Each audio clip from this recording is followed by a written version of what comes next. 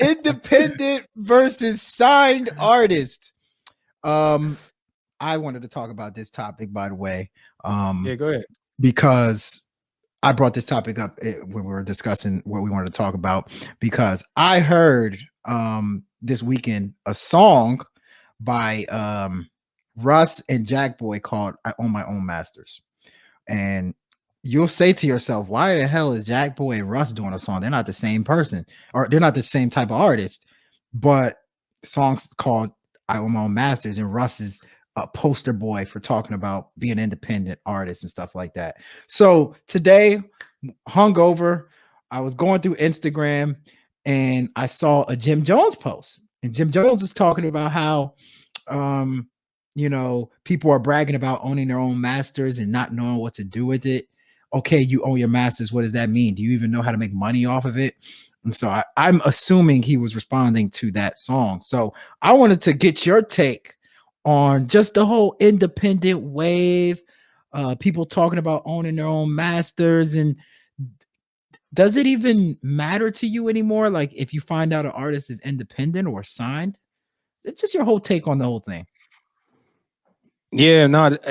So this is, by the way, this is one of my favorite topics of the episode, because as someone who used to be an artist myself, I didn't necessarily get too knee deep into the business of it all. But I want to say, as we transitioned over to podcasting, I started doing much more research on the music business. And I think I want to start there because I feel like artists, whether you're signed or not, completely forget that they are aspiring artists in the music business. Right? I'll say that again. Music business. Music is a business, guys. It's a business.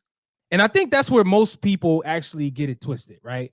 They think, oh, like, I love making music, so I'm just going to put out music because I love it. It's like, yeah, you can go ahead and do that, but like you're not going to make any money, right? It's business, guys. So with that in mind, you're right, man. Like I heard that song with Jackboy and Russ, and Russ is 100% the poster boy for owning your masters, which, by the way, is a very important thing to have, because if we're just breaking this down at a very technical level, your masters are an asset, right? It's an asset. It's something that can appreciate or depreciate based on how the market values that piece of work. And I think most artists actually need to realize that their masters, which, by the way, actually, you know what? Let me back up even more, because I actually had to Google this. I firmly believe most people don't even know what masters is. So let me give you guys the definition of what a masters is. Masters is when people actually say that. And by the way, I'm not reading anything right now, but I did read it earlier. Essentially, when people refer to masters, it is the master recording of a song, right? So usually what's how songs are developed, it goes from someone coming up with an idea for a song to a songwriter or a rapper or an artist writing their music to the beat, and then they actually go to recording it. When the song is recorded over the beat and it is actually put up on a distribution platform, aka a DSP, aka digital streaming platform, aka Spotify, Apple Podcasts, and so on and so forth, that version of the song that was uploaded is the master recording, right? It's so much deeper than that, though. Because, by the way, I had to do some research on this because I didn't even know. So when it comes to owning your masters, you actually have to own the rights to the beat, aka the production or the composition itself, as well as be the person who perform the lyrics or perform the melodies on that beat. The combination of those two aspects, production with the actual they call it the a publishing, right? You can own publishing or you can own the masters. These are like two separate things, right? So if you're an artist who is over here leasing beats from people on SoundClick. I don't even know if SoundClick is still a thing. That's where I used to get my beats from. Whether it's YouTube, BeatStars, if you're somebody who's leasing beats, you do not own the song that you just put out on Spotify. You don't own it. The producer who made that beat owns that song. That is the master recording. It's the finished version of the song that you put out. Now, with that in mind, I will caution y'all, man, you cannot own 100% of nothing. Like, if you're a struggling artist, you're somebody who's not in the business of selling your own music, you essentially own 100% of nothing, right? And I think that's where a lot of artists get it mistaken. They look at this new wave of artists like Russ who shit on people who go get record deals, right? Because usually what happens in a record deal is you sign away the rights to your masters off the rip, right? The label, who essentially is a glorified bank, right? That's what a label is, right? You sign a contract, they give you an advance, and the advance is essentially a loan, because when you actually put out music, the revenue from that goes to the label immediately, and then they essentially apply all of the net balances, the net profits, and they apply that to the advance that they gave you. So the label has to recoup their money. This is like a fucking masterclass, but essentially, I think the conversation about owning your masters or not is a very tricky one, because I don't think it's that straightforward. You know, people like Russ make it sound very easy to own your masters, but you got to have leverage, guys. You can't just walk into a fucking label and say, well, yo, I want to own my masters. They're going to laugh at you. The labels are going to laugh at you. Do you have a following? Do you have this? Do you have that? All of that stuff matters. Like, you know what I'm saying? Okay. No, and I'm ranting. I'm ranting. I know how passionate you are about this, because we always talk about stuff like this. I know how passionate you are about being independent. And, you know, this show is called Ill-Advised Wise Guys. I wish there was a button I can press when I am about to be ill-advised, and when I'm about to take it maybe too dark or something controversial. You know what's funny? While you were talking, I was getting triggered. It's getting a little, my blood was boiling a little bit every time you said the word own. America was built on what? Slavery, was built on genocide, dominance in several different ways. People trying to dominate other people, right? And so a lot of what was happening, especially in the 1900s, were people with money finding ways to dominate industries because they have the money, and taking advantage of people in any opportunity that they can get. So in the music industry, in my opinion, the music industry is evil. It started out a very evil industry, because what was happening was these big wigs were, I don't want to say tricking, but these big wigs were getting these very talented musicians that probably didn't have nothing, didn't have much money in their pocket, and telling them, oh yeah, you make a good song for us, we'll give you the money, we'll give you all this stuff, like you said, the advance, so that these people can have a little bit of money, not realizing that your worth is way more than what they're trying to sell you at that moment. And so people are signing contract, not realizing that you have they're not telling you, they are limiting how much money you can make off of your worth. And I think as we've gotten older, or let me just say, as the time has went by, as millennials started coming into the equation, we started to realize, yo, like, I'm worth way more than this advance you're going to give me. I don't want you owning something of mine that I know can take off. So with that being said, with the masters, I think people are realizing, like, yo, if I make one good song and I own my masters, I would have money that's consistently coming in if that song is good, as opposed to one lump sum of money that this industry is trying to, or this record label is trying to give me. So it's it's one of those things where you realizing, which I love, realizing your worth as a musician. That, in my opinion, is the most important thing that musicians got to get in their head. You are worth more than these record labels are trying to give you. Now, not everybody, but if you think you have the potential to be great, independence is something you should definitely think about. If you have the potential to be great, you absolutely should think long term about owning your masters and why that can make you even more lucrative. But like I said, you may have to take some hits. Initially, you may be broke as hell.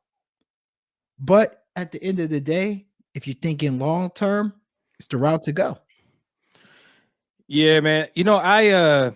I realized that this is actually a very deep combo. I'm passionate about it, to be quite honest with you, because I do feel like a lot of artists, there's a lot of confusion around this topic. A lot of confusion. Like, again, we referenced the Russ and Jackboy song. Lot of trickery. A lot of trickery.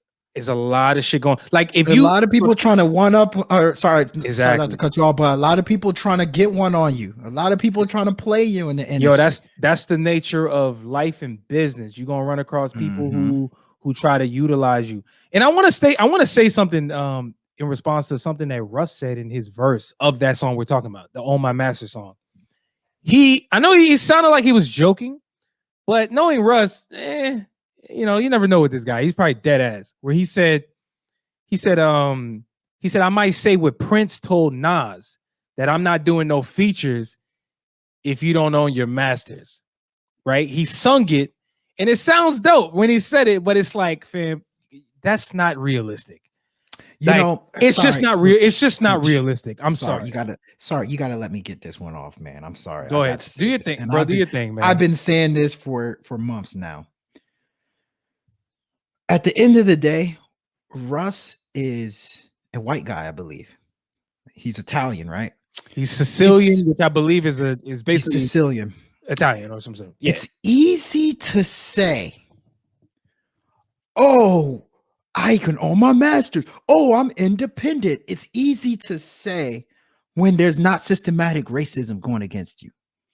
It's easy to say when you have generations of being up, like we were talking about behind this before we did the podcast, how just because the way America is built, white people are up.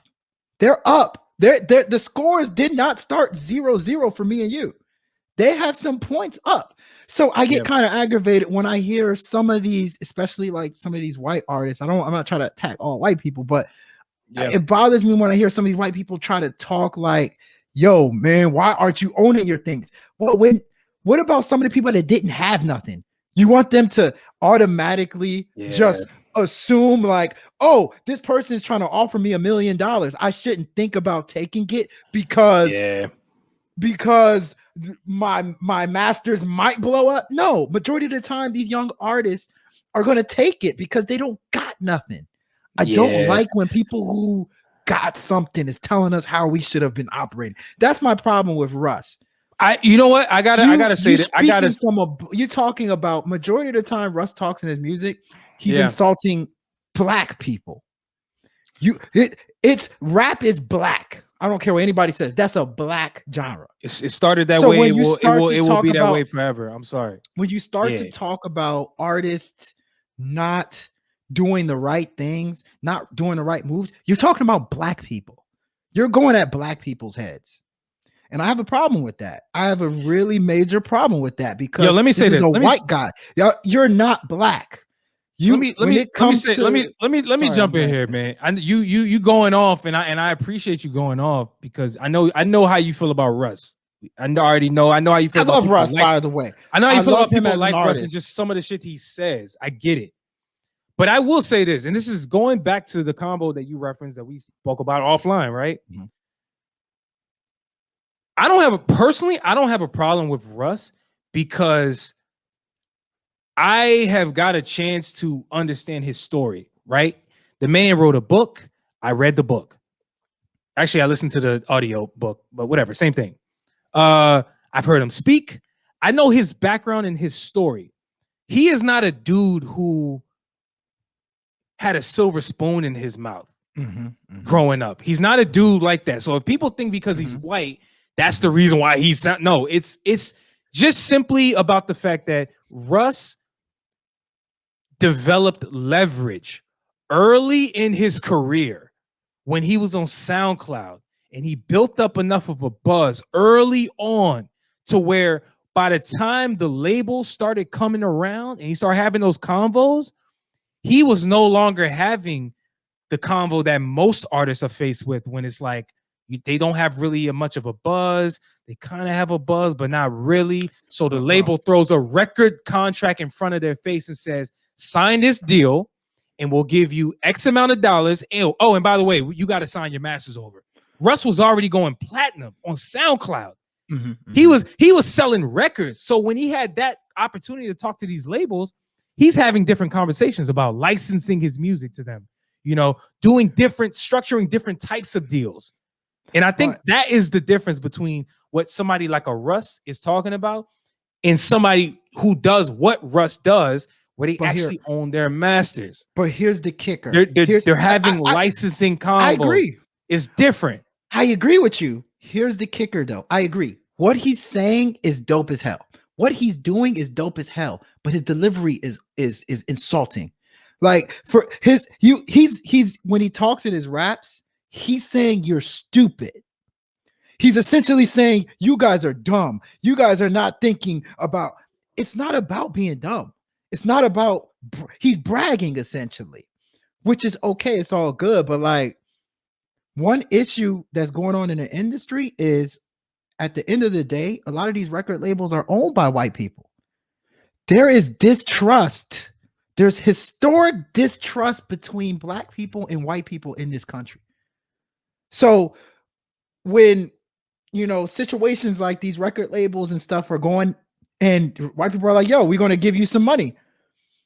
This is pretty much a cash out. I got $5 million and I'm running with it.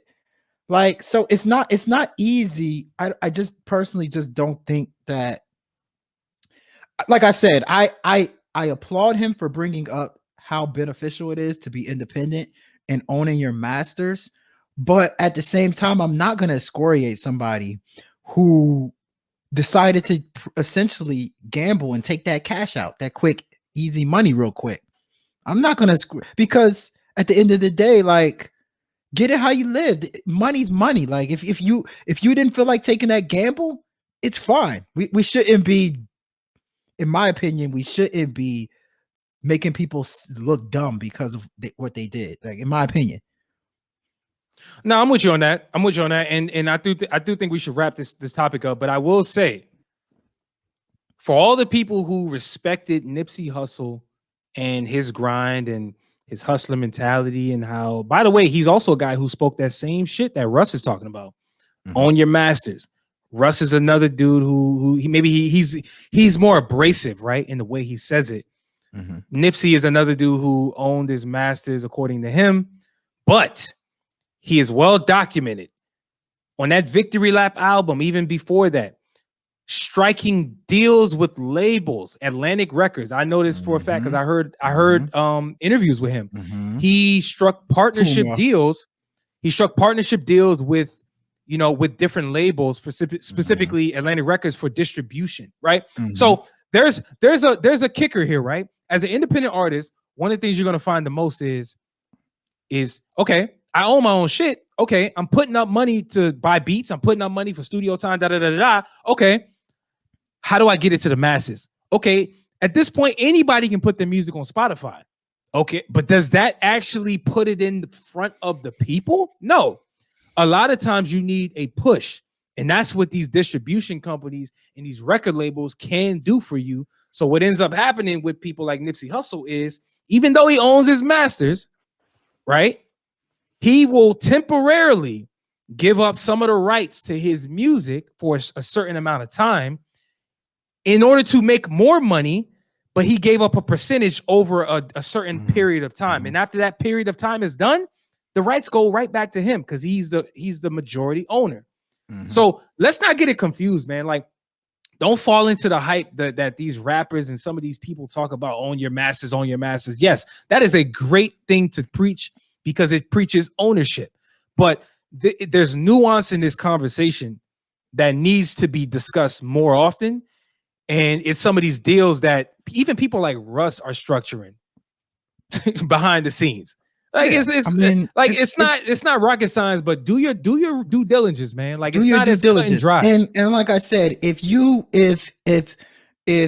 felt like taking the money that they offered you because you needed it, or you felt like, man, this is a good cash out for me, power to you. Power to you. At the end of the day, everybody's making money. At the end of the day.